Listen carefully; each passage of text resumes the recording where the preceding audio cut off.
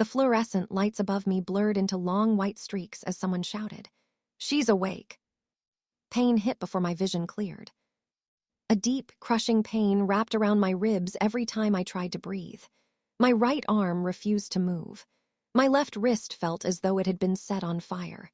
I looked down and saw thick casts, bandages, and a brace running from my knee to my ankle. A doctor stepped beside the bed. "Ms. Carter, you've suffered multiple fractures. We need you to stay still." Two police officers stood quietly outside my hospital room. Before I could ask why they were there, my phone buzzed on the bedside table. The screen lit up with my sister Vanessa's name. For one impossible second, I thought she was checking to see if I was alive. Instead, her message filled the screen. "Don't ever contact us again." I stared at the words until they stopped looking like words at all. The nurse reached over. "Would you like me to put your phone away?" "No." With trembling fingers, I typed a single reply. "Fine." I pressed send. Then I blocked her number. Across the room, one of the officers exchanged a glance with his partner before asking quietly, "Ms. Carter, when you're ready, we'd like to ask you a few questions about what happened." I closed my eyes. Only 4 hours earlier, I'd walked into what should have been one of the happiest days of my sister's life. Instead, I'd walked out on a stretcher. And somehow, I was the one my family had decided to abandon. The heart monitor beeped steadily, while a trauma physician reviewed my scans. 3 fractured ribs, a fractured ulna, a broken wrist, a fractured tibia. You'll need surgery on your arm tomorrow morning, followed by months of physical therapy. Months. The word echoed in my head. My entire life had been built around precision. As a senior mortgage risk analyst, I spent every day evaluating financial exposure, identifying hidden liabilities, and helping lenders avoid catastrophic mistakes. Now, I couldn't even lift a cup of water without help. A nurse adjusted my blankets before asking softly, "Is there anyone you'd like us to call?" I almost said Vanessa. The name stopped in my throat. Instead, I whispered, "No, I'll manage." The nurse offered a sympathetic smile before leaving the room. One of the detectives stepped inside carrying a small notebook. "I'm Detective Alvarez. We know this isn't easy, but whenever you're ready, we'd like your statement." "I will," I answered quietly. "But first," I looked toward the ceiling. "I need to understand how everything went so wrong." The memories returned in fragments. The newly built house. Fresh paint. Boxes stacked against unfinished walls. Vanessa laughing about where she'd put the dining table. Ryan carrying a folder filled with mortgage documents. Then his smile disappearing. "You always have to question everything, don't you?" he'd snapped. I was only asking why these numbers changed. They changed because I said they changed. His voice had echoed through the empty living room. The argument hadn't started because of money. It had started because I noticed something inside paperwork that required my signature. At the time, everyone assumed I was simply being overly cautious. No one else in that house understood why those documents mattered. I did, because I had signed them, against my better judgment. Months earlier, Vanessa had sat across from me at my kitchen table with tears in her eyes. "I hate asking you this." "You don't have to ask." "I do." She slid paperwork toward me. "The lender says we don't qualify unless someone with stronger credit cosigns." I looked from her to Ryan. He offered an appreciative smile. "It'll only be temporary," he said. 6 months, maybe a year. After we refinance, you're completely off." Vanessa reached across the table and squeezed my hand. "I swear, Mel, I'd never ask if there were another way." She was my sister. She'd helped me through our father's funeral. She'd driven across town whenever I was sick. She defended me against relatives more times than I could count. So I signed. Not because I wanted financial responsibility for someone else's mortgage. Because I trusted her. Weeks later, strange requests began arriving from the lender. Additional documents, updated disclosures, minor revisions. Every time I asked Ryan what had changed, he brushed me off. It's lender nonsense. When I asked again, he'd laugh. You mortgage people think paperwork is more important than real life. Vanessa always stepped in before I could push further. Mel, you're overthinking everything. Maybe I was. Until the day of the final walkthrough. That morning, Ryan had called. We're meeting the builder at noon. Bring your ID. They need one more signature. One more. Just routine. Nothing about his tone sounded routine. Now, lying in a hospital bed, I replayed those words over and over. The detective closed his notebook. Ms. Carter. Before he could continue, my phone vibrated again. This time it wasn't a text. It was a voicemail notification. The caller ID made my stomach tighten. Evergreen Home Lending. I tapped play. A calm woman's voice filled the silent hospital room. Ms. Carter, this is Karen from Evergreen Home Lending. We need to speak with you immediately regarding your status on the Mercer Carter mortgage file. Please contact us as soon as possible. There have been significant developments affecting the pending loan. I slowly lowered the phone. The detective looked at me. What is it? I stared at the ceiling, realizing the nightmare wasn't over. It was only beginning. Why was I so important to a mortgage that wasn't even supposed to be mine? I listened to the voicemail 3 more times after the detective stepped into the hallway. The woman from Evergreen hadn't sounded panicked. She'd sounded urgent. There was a difference. I set the phone down and closed my eyes. Everything that had happened in the hospital traced back to one decision I'd made 8 months earlier. Signing my name. Vanessa had never been irresponsible growing up. She was the confident older sister who always seemed to know exactly what to do. When our parents divorced, she was the one who kept me distracted with movie nights and late-night ice cream runs. When I graduated college, she was louder than anyone in the audience. So when she asked me to help her buy her first home, saying no never felt like an option. I know it's a huge favor, she'd said across my kitchen table. I'll be tied to your mortgage. Only temporarily, Ryan answered before she could. My promotion should finalize this year. Once it does, we'll refinance and your name comes off. Vanessa nodded eagerly. I promise, Mel. I looked at the paperwork. Their debt-to-income ratio was just high enough that the lender wanted another qualified borrower. As a senior mortgage risk analyst, I understood exactly what co-signing meant. If they stopped paying, the lender could pursue me. If they missed payments, my credit could suffer. If something went wrong, I wasn't just helping. I was legally responsible. Still, she was my sister. I signed. For the first few weeks, Ryan couldn't thank me enough. He insisted on paying for dinner. He joked that one day he'd buy me an even nicer house than theirs. You saved us, he'd said while raising a glass. Vanessa smiled at me. I told you she'd never let us down. Those words stayed with me. Because they slowly disappeared. The closer they got to closing, the colder Ryan became. Whenever I asked about paperwork, he'd sigh dramatically. You really don't know how to relax. I'm only making sure everything matches. It does. I'd still like to review the updated disclosures. He laughed. You mortgage people think life happens inside spreadsheets. Vanessa chuckled with him. Mel, not every conversation has to sound like work. I smiled awkwardly and changed the subject. The requests from the lender kept coming. One revised disclosure. Then another. Then updated income documentation. Each time, Ryan insisted everything was routine. But routine documents usually came with explanations. These didn't. One evening, I called Vanessa. Can I ask you something? Sure. Have you looked over the revised paperwork yourself? There was a pause. Ryan handled it.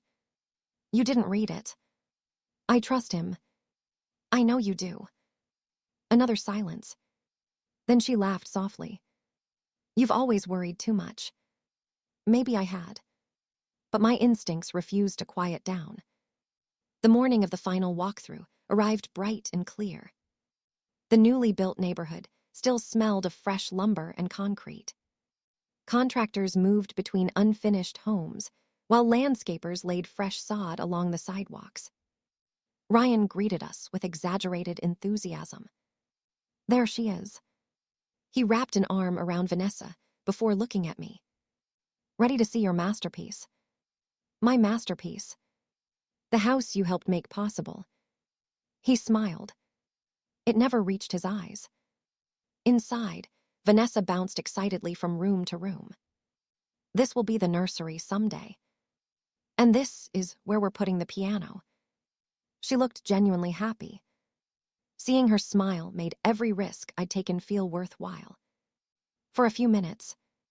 Then the builder handed Ryan a thick folder.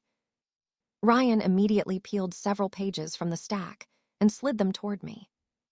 Need one last signature. I looked down. The form wasn't the version I'd reviewed the previous week. Boxes had changed. Several figures looked different. A disclosure page had been replaced. My smile disappeared. I flipped back 2 pages. Ryan. He didn't answer. I looked up. This isn't the paperwork I originally signed. The room became unusually quiet. Vanessa stopped talking. Even the builder looked from Ryan to me. I kept my voice calm. Can someone explain why these numbers changed? Ryan's jaw tightened. They're updated. I understand that. So sign. I will after someone explains the revisions. His smile vanished completely. The muscles in his neck tightened. For several long seconds. No one spoke. Then Ryan slammed the folder shut so hard that papers spilled across the kitchen island. He took one slow step toward me. His eyes no longer looked angry. They looked dangerous. You should have kept your mouth shut. Ryan's words hung in the air. The builder frowned. Mr. Mercer, let's all calm down. I kept my hands on the folder. I'm not refusing to sign, I said evenly. I'm asking why the documents changed. Ryan reached across the island and snatched the papers from my hands. I said they're updated. Updated how? It doesn't matter. It matters if my name is on the loan. Vanessa stepped between us with an uneasy smile. Mel, please. Today's supposed to be exciting. I'm trying to make sure everything is correct. Ryan laughed, a short, bitter laugh. You hear that? She thinks we're trying to scam her. I didn't say that. You didn't have to.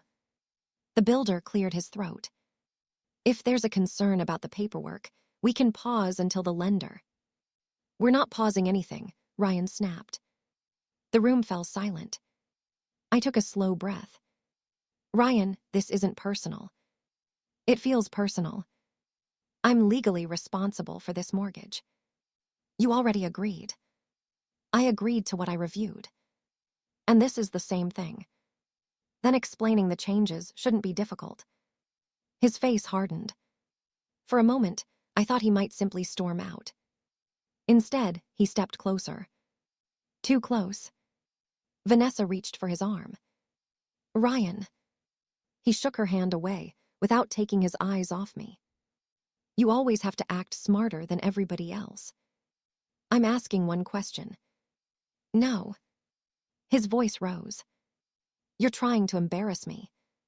The construction crew, working in the backyard, stopped hammering. One of them glanced through the open patio door. The builder shifted nervously. Sir, let's take a minute. Ryan ignored him. I carefully stepped backward. We can call the lender together. We're not calling anyone. Then I'll wait before signing. His expression changed instantly. The anger became something colder. "If you don't sign today," he said, "you're ruining everything." Vanessa turned to me, her voice cracking. "Mel, please. I just need someone to explain the revisions. They're just paperwork." "No, Vanessa." I looked directly at her. "They're legal obligations." Ryan slammed his fist onto the kitchen island. The sound echoed through the empty house. "You think because you work in mortgages, you get to control our lives. I've never tried to control either of you." "Liar." He shoved the folder off the counter. Pages scattered across the hardwood floor. The builder immediately pulled out his phone. "I think we need to stop this." Ryan pointed toward the door. "No one is leaving." Everything happened in seconds. I bent to pick up one of the scattered pages. Ryan grabbed my shoulder. "Hard." "Let go," I said.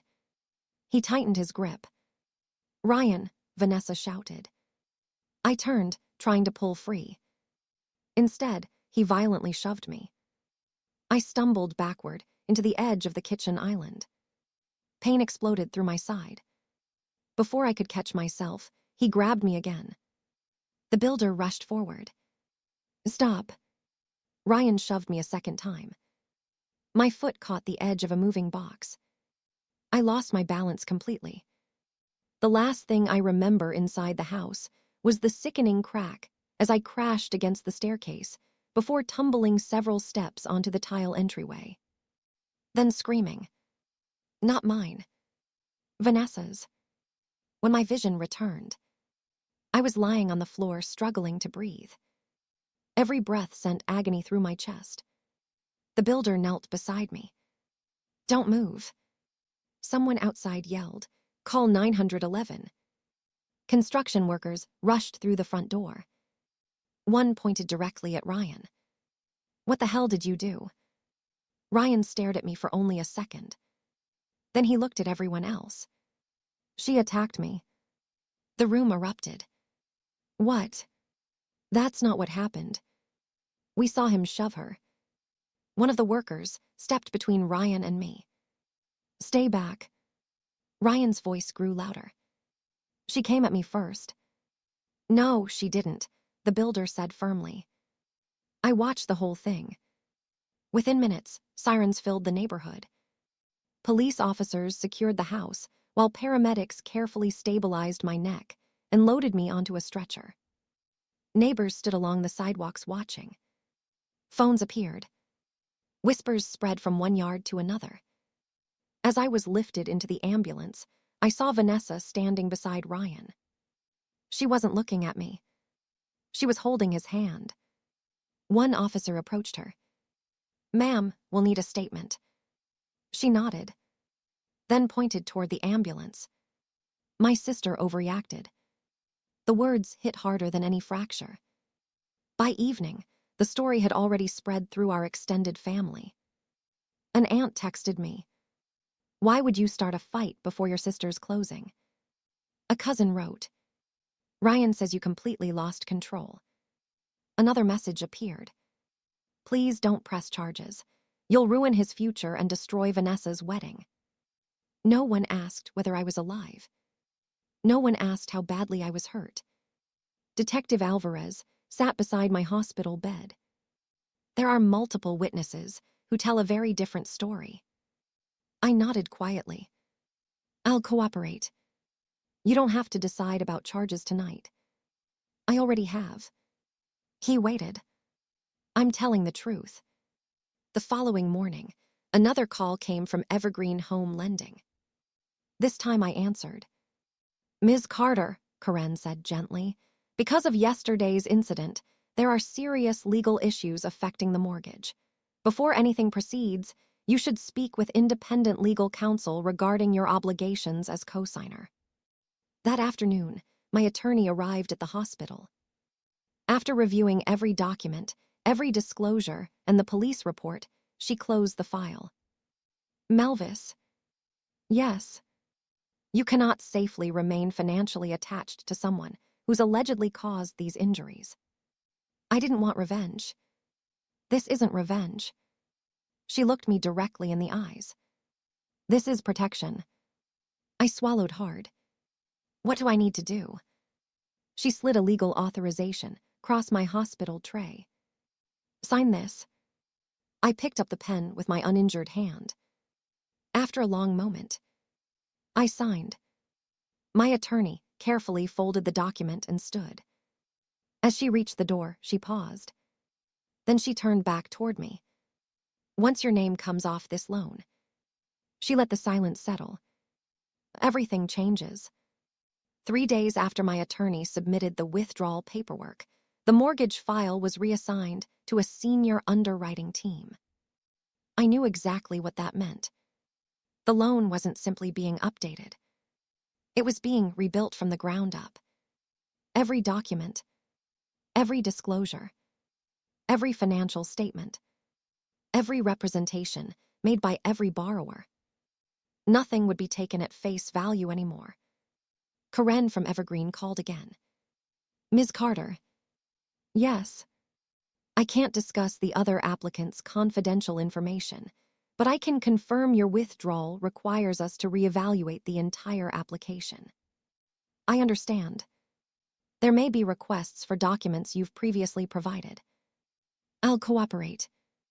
Thank you. She hesitated. I hope you're recovering. For the first time since the assault, someone connected to the mortgage sounded genuinely concerned about me instead of the loan. Thank you, I said quietly. I am. It wasn't completely true. Every movement still hurt. But I wasn't going to let Ryan take my future along with my health. Physical therapy began before I even left the hospital. Again, my therapist said. I tried lifting my arm another inch. Pain shot through my shoulder. That's enough for today. I leaned back against the chair, exhausted. My phone buzzed. Unknown number. I answered. Mel. It was my aunt. I heard you pulled out of Vanessa's mortgage. I did. Sweetheart, people make mistakes. I closed my eyes. I know. Then fix this. I can't. You can.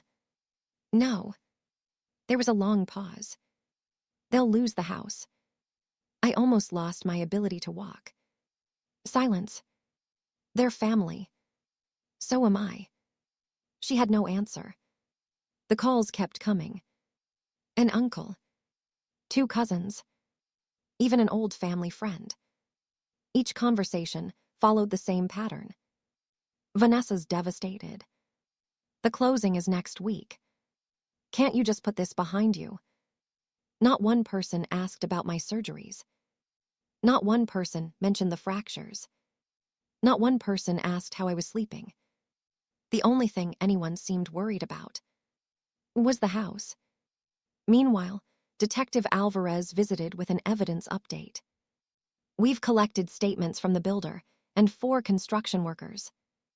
All of them. Everyone. What did they say? They independently described Ryan as the aggressor. He placed another folder on the bedside table. We also recovered security footage from a neighboring home. My heart skipped. It shows the front entrance. Can you see everything? Not the inside. He shook his head. But it clearly captures people running into the house after hearing shouting. And Ryan. It records his behavior immediately afterward. Is that helpful? It contradicts several parts of his statement. The case was beginning to build itself. Across town, the mortgage review continued. Without my income and credit profile supporting the application, underwriting recalculated every qualification ratio. The numbers no longer worked. Then another issue surfaced. Ryan had reported bonus income that couldn't be verified. A second review uncovered several outstanding debts that had never appeared on the original application. The file became increasingly unstable. Questions multiplied. Requests for clarification went unanswered. Deadlines slipped. Late one afternoon, Vanessa called from a number I didn't recognize. Against my better judgment. I answered. She didn't say hello. Why are you doing this? I'm protecting myself. No. Her voice cracked. You're punishing us. I didn't put myself in this hospital. You could still save the loan. I won't. You promised you'd help. I did help. For 8 months. You owe me. The words landed harder than she realized. I looked at the cast covering my arm. No, Vanessa. You abandoned us. I almost laughed. Instead, I answered softly. I was lying in intensive care when you texted me never to contact you again. Neither of us spoke. Finally, I said, you made your choice. Then I ended the call. 5 days later, Karen called one final time. Her tone told me everything before she spoke. The lender has completed its review. I sat quietly. The mortgage application has been denied. I closed my eyes. She continued carefully. The applicants no longer meet underwriting requirements. I nodded even though she couldn't see me. I understand. There is one additional matter. What is it? The financing contingency expired before the denial. I already knew where this was going. The purchase contract allows the sellers to retain the earnest money deposit. $52,000. Yes. After the call ended, I simply placed the phone on the table beside my hospital bed. I didn't celebrate. I didn't smile. I just breathed. For the first time since the assault, I felt free. Across the family, panic spread. Vanessa began calling relatives almost nonstop. They have to convince Mel. Maybe she can reverse it. Someone make her change her mind. People who hadn't visited the hospital suddenly remembered my phone number. Messages poured in. Please reconsider. This is ruining everyone's lives. Families forgive. I answered only one. I forgave being taken for granted. I will not volunteer to be financially responsible for the man who put me in this hospital. No one replied. The next morning, Detective Alvarez called. We've obtained a warrant. For Ryan. Yes. When? We're serving it today. I looked out the hospital window at the rising sun. Miles away, Vanessa was probably still trying to save a house that no longer belonged to her. A sharp knock echoed through Ryan's front door. He opened it, expecting another family member. Instead, Detective Alvarez held up a warrant. Ryan Mercer. Yes. You're under arrest. 6 months later, I walked into the county courthouse with a cane in my left hand. The fractures in my leg had healed enough that I no longer needed a brace, but my right wrist still stiffened whenever the weather changed. Detective Alvarez caught up beside me. How are you feeling today? I've been better. He smiled. I meant emotionally. I looked toward the courtroom doors. I think today will answer that. He nodded. It usually does. Ryan sat beside his attorney, wearing a dark suit that couldn't hide the fact that he'd lost nearly 30 pounds. Gone was the arrogance he'd carried through the home walkthrough. Gone was the smug smile. Vanessa sat several rows behind him. She hadn't looked at me once. When the prosecutor presented the evidence, it unfolded exactly as Detective Alvarez had described. The builder testified first. I watched Ms. Carter ask about revised loan documents. What happened next? Mr. Mercer became aggressive. Did Ms. Carter threaten him? No. Did she strike him? No. Construction workers followed one after another. Their statements matched. Every detail. Every timeline. Every shove. Then the prosecutor played security footage from a neighboring home. The camera couldn't see inside the house, but it showed construction workers sprinting toward the front door after hearing shouting. Seconds later, it captured Ryan packing outside while yelling before first responders arrived. It contradicted his original statement that he'd been calmly waiting for help. Finally, the emergency room physician testified. The injuries are consistent with a forceful fall following significant physical contact. Ryan's attorney tried, suggesting I'd exaggerated. The doctor calmly shook his head. These fractures are not consistent with someone simply tripping over their own feet. The courtroom fell silent. Ryan lowered his head. A week later, he accepted a plea agreement rather than face trial. He was convicted of felony assault, ordered to complete prison time, and held financially responsible for a substantial portion of my medical expenses through the civil settlement that followed.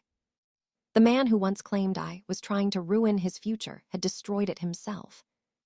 The financial investigation reached its conclusion shortly afterward. My attorney invited me to her office. She slid a thick folder across her desk. You've probably guessed most of this already. I have, but I'd like to hear it. She opened the underwriting reports. Once you legally withdrew as co-signer, the lender had no choice but to rebuild the file. She pointed to several highlighted pages. They requested fresh verification of income. I nodded. They couldn't verify the bonus income Ryan claimed. She turned another page. Then they discovered debts that hadn't been disclosed during the original underwriting process. Credit cards. Several. She flipped again. A personal loan. Another page. An unpaid vehicle loan. And because my financial profile was gone, the application no longer qualified. She folded her hands. The denial wasn't caused by your withdrawal alone. It exposed problems that had been hidden. Exactly. She leaned back. And because the financing contingency expired before the denial, the sellers were legally entitled to keep the $52,000 earnest money deposit. I sat quietly. For months, everyone had insisted I'd destroyed Vanessa's dream. The truth was much simpler. Ryan's deception had. Nearly 2 months after the criminal case ended, there was a knock on my apartment door. When I opened it, Vanessa stood there alone. She looked exhausted. Older. As though she'd aged years instead of months. I know you probably don't want to see me. I didn't answer. Can I come in? After a long pause, I stepped aside. She walked slowly into my living room. Her eyes stopped on the framed photographs from my rehabilitation. Friends helping me learn to walk again. Coworkers visiting after surgery. People who had shown up without being asked. She looked down. I wasn't there. No. I should have been. Yes. She wiped away tears. I believed everything Ryan told me. I know. He convinced me you were trying to stop us from buying the house. I wasn't. I see that now. For several moments, neither of us spoke. Finally, she whispered. When I sent that text. She couldn't finish the sentence. I've read it 100 times, I said quietly. I wish I could take it back. You can't. I know. I forgive you. She looked up hopefully. But forgiveness isn't the same as trust. The hope disappeared from her face. I understand. I don't hate you, Vanessa. I know. But the sister who would have risked everything for you. I gently shook my head. Doesn't exist anymore. She cried quietly.